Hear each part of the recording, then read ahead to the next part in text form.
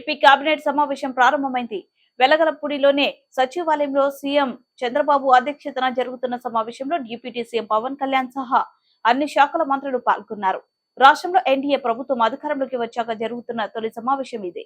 కొత్త ప్రభుత్వం ఏర్పడిన నేపథ్యంలో తీసుకోవాల్సిన పలు నిర్ణయాలపై చర్చిస్తున్నారు.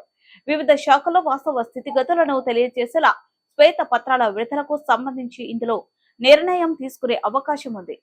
చంద్రబాబు ముఖ్యమంత్రిగా బాధ్యతలు స్వీకరించిన తర్వాత mega DSC, land titling act రద్దు, పింఛన్ల మొత్తం 4,000కు పెంపు, అన్న క్యాంటీన్ల పునరుద్ధరణ, నైపుణ్య గణనపై 5 సంతకాలు చేశారు.